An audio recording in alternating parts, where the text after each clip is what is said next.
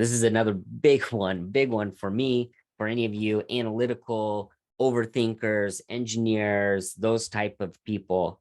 This one's going to hit you. This is the fear of the unknown. And this has to do with our psychological need of autonomy, where, we need to have this desire that we have to control our lives. And so if you're that type of person, which for sure, obviously 13 years as an engineer, being able to predict, prevent all these things, catastrophic events from happening for not only buildings, but airplanes. Like, I'm hardwired to predict things so that there really is no unknown. Everything is known. Everything I know, everything I can figure out, everything I can prevent from happening. So this was so hard to take this out of work and not let this come into my life. And so many clients that I work with have, especially analytical people, they try to live their lives the same way that they live their work. And it's just not possible. We're talking about two different things. Work is a lot less emotion based. I mean, depending on the type of work you're doing, but it's more just about getting the job done. It's a job. You go in, you do the things, and then you're done.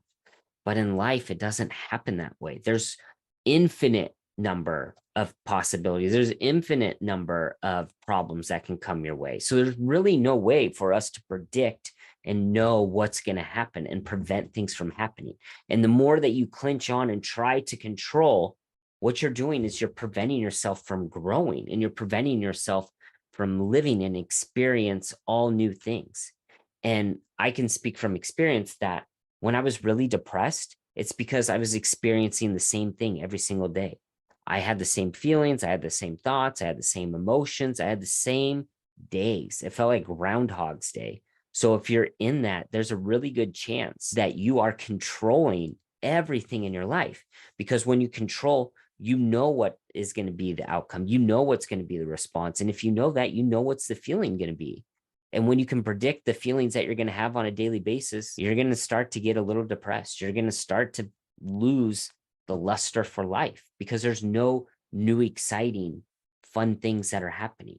So watch out in your life if you notice that you are trying to control stuff because you don't want to feel these negative emotions. You don't want to feel rejection. You don't want to feel failure. You don't want to feel all these things that we're talking about. And the only way that I can tell you, especially that helped me for getting over this fear of the unknown, is just embrace it. So I challenge myself on a daily basis. I remind myself, okay, where's a time in my life that I've been the happiest? Where's a time in my life that I've had the most joy, that I felt the best about myself? And those were all when I was doing these chaotic, crazy, random events, like having my kids, like that was totally unpredictable.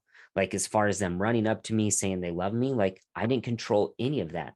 Anytime that I've been traveling and I got lost in Bulgaria and all these other crazy adventures, like, those were moments in my life that were so exciting. The times that I've been in Brazil with my wife and we've got lost, like, all these things, the times that she runs up and tells me stuff, these are things I don't control. And those things were so beautiful. So watch out for opportunities in your life and try to reprogram your subconscious mind, because your subconscious mind is crazy and saying, okay, I need to control this. If I control this, then I'm going to be happier. But it's actually the exact opposite. And I have this beautiful saying that don't ask for less chaos, ask for more calmness. So find a way to embrace the unknown and find opportunities that you've had in your life that you can associate with happiness, with all these things.